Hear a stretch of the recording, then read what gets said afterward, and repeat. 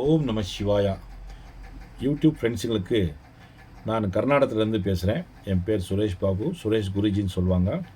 என்னன்னா விசேஷமாக எல்லோரும் நம்ம டிவி பார்த்துட்ருக்கோம். டிவியில் யூடியூப்பில் எல்லாம் வருது. எல்லா எல்லா நியூஸ்களும் பார்க்கும்போது நான் ஒரு அஸ்ட்ராலஜியாக சொல்கிறேன். என்னன்னா நிறைய பேர் ஃபேன்ஸுங்க கர்நாடகத்தில் இருக்கிறதுனால விஜய் ஃபேன்ஸுங்க ஒரு கேள்வி கேட்டாங்க. விஜய் இந்த தடவை முதல் மந்திரி ஆக முடியுமா? முதல் மந்திரி ஆவாரா? எப்படி ஆவார்? எதுக்கு ஆவார்? என்ன நடக்கும்? எவ்வளோ சீட்டு வரும்? நிறைய கேள்விங்கெல்லாம் கேட்டுட்டு இருந்தாங்க. அதுவும் கர்நாடகத்தில் ஃபேன்ஸுங்கெல்லாம் கேட்டுட்டு இருந்தாங்க. அதனால் ஏன்னா பாருங்கள், உதாரணத்துக்கு சொல்ல போனோம்னா கர்நாடகத்தில் ஒரு ஒரு ஒரு ஒரு டிக்கெட்டு டிஎம்கே வந்துருந்துச்சு. 5 சீட்டு அண்ணா டிஎம்கே வந்துருந்துச்சு கர்நாடகத்தில். அப்போ தமிழ்காரங்க இருக்காங்க இல்லையா? அதனால் கர்நாடகத்தில் அந்த காலத்தில் வந்து சேர்ந்தவங்க வந்து இங்கே வந்து ஐதீகமாக இருக்காங்க கர்நாடகத்தில். அதனால் விஜய் ஃபேன்ஸ் நிறைய இருக்கிறதுனால கேட்டாங்க. அதனால் அந்த வீடியோ போட்டுட்ருக்கேன். தயவு செஞ்சு இது விஜய் ஃபேன்ஸுங்கெல்லாம் கொஞ்சம் ஃபார்வர்ட் பண்ணுங்கள். வீரபதேஸ்வர அஸ்ட்ராலஜின்னு சொல்லி இந்த யூடியூப் இருக்குது. அதில் பார்த்தீங்கன்னா உங்களுக்கு தெரிஞ்சிடும். நான் ஒன்றும் பப்ளிசிட்டி பண்ணுறதுக்காக பண்ணிட்டு இருக்க விஷயத்தை சொல்கிறேன். விஜய் பிறந்த தேதி வந்து விஜய் ஜோசப் விஜய்ன்னு சொல்லி அவர் பிறந்த நாம வச்சுருக்கிறது, பேர் வச்சுருக்கிறது 22/6/1974 அவர் பிறந்திருக்காரு.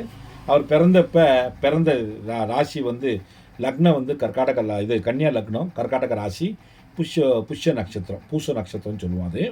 அது தமிழில், கன்னடத்தில் புஷ்யன்னு சொல்லுவோம். அவங்க பிறந்த அன்னைக்கு வந்து அவர் ராசியில் செவ்வாயும் சந்திரனும் இருந்திருக்காங்க. அதே மாதிரி திசை இப்போ வரப்போகுது. அதே மாதிரி திசை வர்றதுனால மார்ச்சில் வரவும் அது மாதிரி வந்தப்போ அந்த வீட்டுக்கு அதே மாதிரி வந்தப்போ இப்போ வந்து ஒரு 74 பிறந்திருக்காரு. இப்போ 50 வயசு. அவருக்கு வந்து 51 52 வயசுக்கு அவருக்கு வந்து எலெக்ஷனில் நிற்கிறதுனால அவருக்கு என்ன நடக்கணும் இதுன்னு சொல்லலாம்.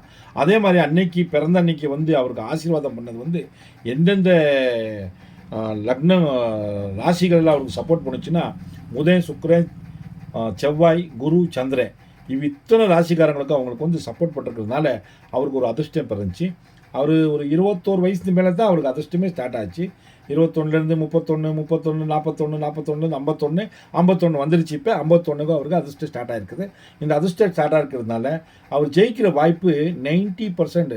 சொல்ல போனோம்னா நான் சொல்ல கணக்கு பார்த்தோம்னா 100% இருக்குது. அவர் ஜாதகத்தெல்லாம் பார்த்து தானே சொல்கிறேன். எனக்கு ஒன்றும் நான் விஜய் ஃபேனு கிடையாது. என் மகன் இப்போ 100 எது எடுத்தாலும் விஜய்னுவான். என் வீட்டில் ஒரு 2-3 பேர் இருக்காங்க விஜய், என் குடும்பத்தில் விஜய் ஃபேன்ஸுன்னு. அதனால நான் இதை சொல்கிறேன். யூடியூப் ஃபேன்ஸுக்கு வீரபதேஸ்வர அஸ்ட்ராலஜி இந்த யூடியூப்பை யாரும் பார்க்குறதில்ல. எனக்கு தயவுசெய்து அதுதான் நான் யூடியூப்பே போயிட்டு இல்லை. நான் யூடியூப் ஏன்னா கோடிக்கணக்கில் ஆகிப்போச்சு யூடியூப்ஸு. அதனால் நான் அந்த கோடிக்கணக்கில் இருக்கிறதுல அது போக முடியல, அது முன்னால் போக முடியல. அதனால் நான் யூடியூப் சேனலுக்கு நான் கன்வெர்ட் பண்ணிவிட்டு பேசலான்னு சொல்லி வீடியோ பண்ணிகிட்ருக்கேன். இப்போ பாருங்கள், தமிழ்நாடு மக்களை நான் எப்பயுமே இங்கே வந்து விஷு அரட்டை இறங்கன்னு நடந்துச்சு. மக்கள் அரட்டை இறங்கன்னு வந்துச்சு. தீராஜன் வந்தார். விஷு அரட்டை இறங்கன்னு வந்துச்சு ஜெயா டிவிது. அப்போல்லாம் சொன்னேன் தமிழ்நாடு மக்கள் முட்டாள் மக்கள்னு. எதுக்கு ஆசைப்படணும், எதுக்கு ஆசைப்படக்கூடாது இன்றைக்கும் வரைக்கும் தெரிய மாட்டேங்குது. யார் நல்லவன், யார் கெட்டவன் இது வரைக்கும் எனக்கு தெரிஞ்ச மாதிரி இதிகாசத்தில் காமராஜர், அண்ணாதுரை இவங்களை விட்டால் சில பேர் இருக்காங்க. சின்ன கொஞ்சம் நாள் தான் இருந்தவங்க. அவங்கள விட்டால் தமிழ்காரங்கன்னு சொல்லி தமிழ்நாட்டில் பிறந்தவங்கன்னு சொல்லி யாருமே இல்லை. எம்ஜிஆர் வந்து கேரளா, ஜெயலலிதா வந்து கர்நாடகா, கருணாநிதி வந்து ஆந்திரா. இப்படி தான் இருக்குது. ஒரு தடவை அப்புறமா என்ன வேணும் பேசலாம். ஒரு ஸ்டேட்டில் வந்து 15 வருஷம் இருந்துட்டு அவன் அந்த ஸ்டேட்டுக்காரன் தான் சொல்லலாம். இன்றைக்கி நான் வந்து கர்நாடகத்தில் இருக்கேன், நான் பிறந்தெல்லாம் இங்கே தான் 1971 பிறந்திருக்கேன். இன்றைக்கி எனக்கு 54 வயசு. இந்த ஸ்டேட் இருக்கிறது தானே அந்த மாதிரி கணக்கு சொல்லலாம். அது சொல்லலை. இப்போ விஜய் வந்து சுத்தமான தமிழ். விஜயகாந்த் சொல்ல போனோம்னா விஜயகாந்த் தமிழ். அவர் ஒரு லெவலுக்கு வந்தார். அவர் வளர விட்டாங்களா? அவர் என்னென்ன பண்ணணுமோ அழிக்கணுமோ எல்லாம் என்ன செய்யணுமோ எத்தனை செய்யணுமோ எல்லாம் செஞ்சு விஜயகாந்தை இல்லாமல் ஆக்கியாச்சு. அதை ஆண்டவன் பார்த்துட்ருக்கான். அவங்களும் அனுபவிச்சுட்டு இருக்காங்க. அவங்களும் அனுபவிப்பாங்க. விட்டுருங்க. இப்போ புதுசாக வந்து விஜய் மக்களுக்காக ஹெல்ப் பண்ணுறதுனால மக்களுக்கு வந்து யூத்ஸ் வந்து விஜய்க்கு சூப்பராக இருக்குது.